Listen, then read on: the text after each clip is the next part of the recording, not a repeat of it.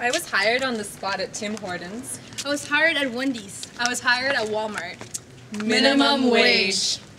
I was 18, making money for travel. I was 18, making money for school. I was 16, making spending money. Assembly line service. I was just a cog in the machine. Beige uniform, hairnet, plastic smile. I left my name at the door.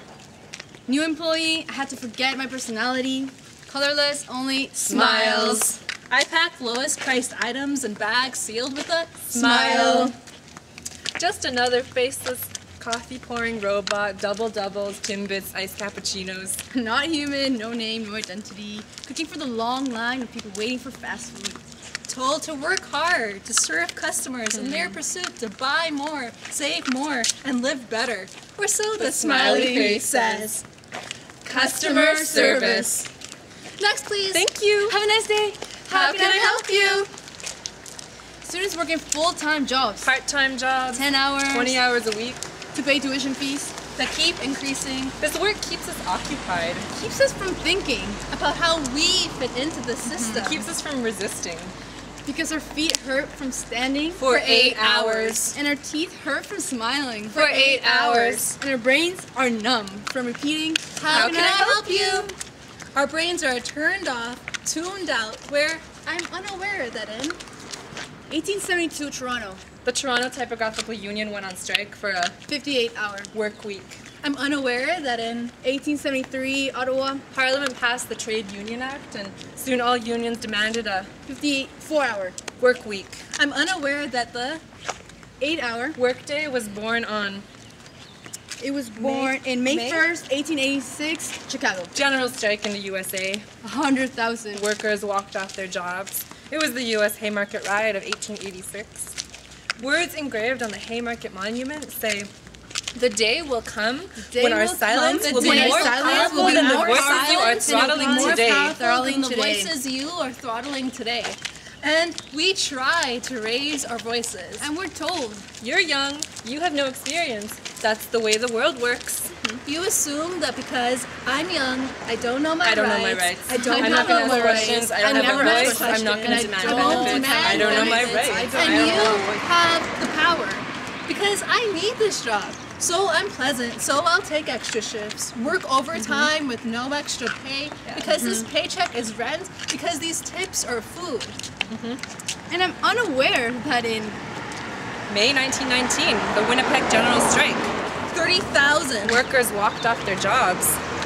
and I'm unaware that The union movement has built the right to fair wages safe working conditions. compensation for injury. and equitable labor relations. And maybe you're my manager, but you don't manage my body.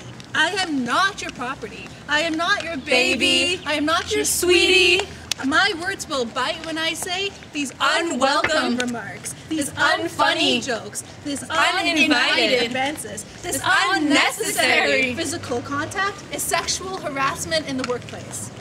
I'm unaware that in a 1998, Case of sexual harassment. the judge ruled that no female should be called upon to defend her dignity or to resist or turn away from unwanted approaches or comments which are gender or sexually oriented. It is an abuse of power for a supervisor to condone or participate in such conduct. So tell us why. If I have the right to equal pay for equal work, tell me, why do men still make less than men? women, you mean? Women make less than men. That's right, and we need to close this gender pay gap, this gender pay trap. Because Canadian women still make just 72 cents to the man's dollar, even those who work in university positions. Now tell me, where's the equity in that? From a restaurant window, I refill drinks and clean tables and smile and serve. And I work and I watch, unsure of my place. In a struggle I assume not to be mine. I work and I watch Sheila from Kitchener, who works 10 hours a day with minimum pay to support her 3-year-old daughter.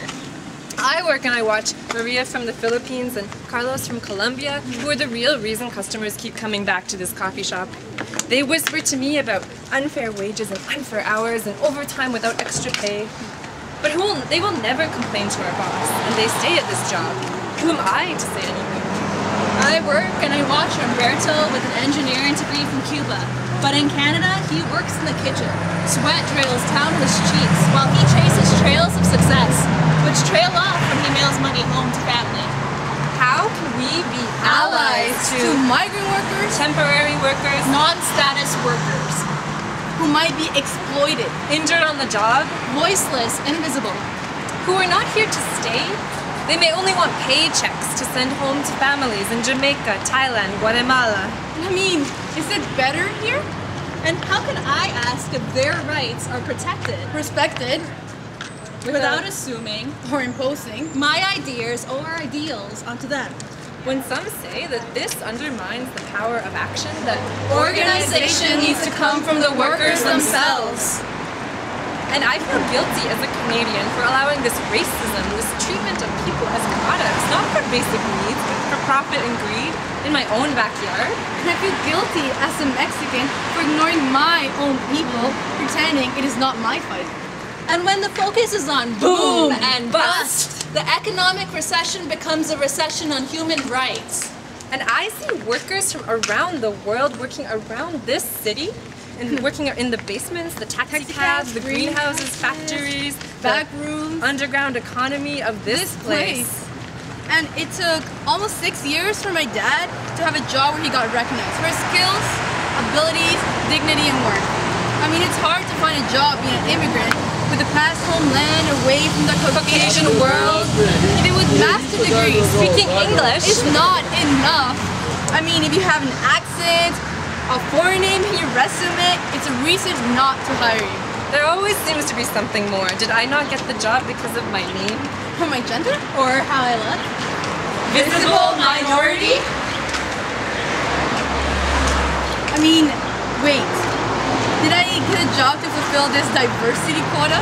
Or was this just a coincidence? Seems that this stratification, this racialization of labor, this color coding, it's nothing new in this country, where the undesirable work has long been done by the undesirables. Yeah.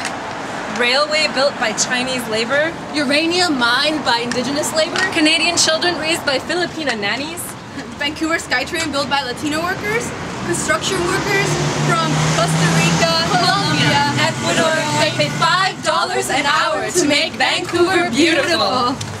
Or tar sands built up by temporary foreign workers imported like products from China, the Philippines, Mexico. Wait. If this tomato was grown in a greenhouse nearby, but the labor was imported from Mexico, would it still locally grown? If corporations globalize, then workers globalize as well.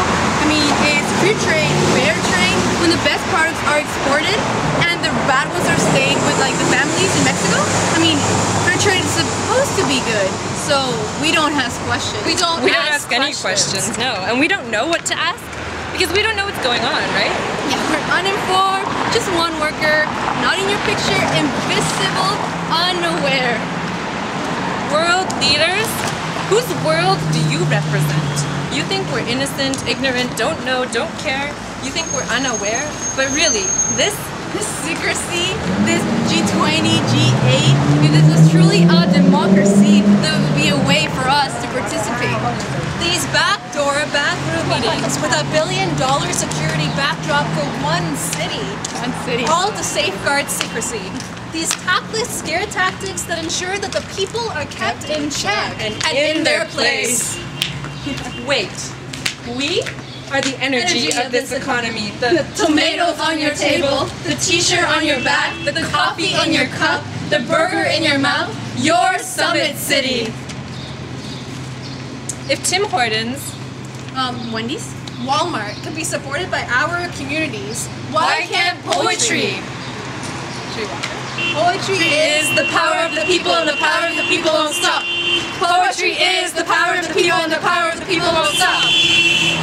What if we gathered the poets of the world, the Poetry 20 and the Poetry 8, and we fill the streets of Toronto with the beats and the words and the hearts of the people and the poets of the world, converged in conversations and powered by imagination?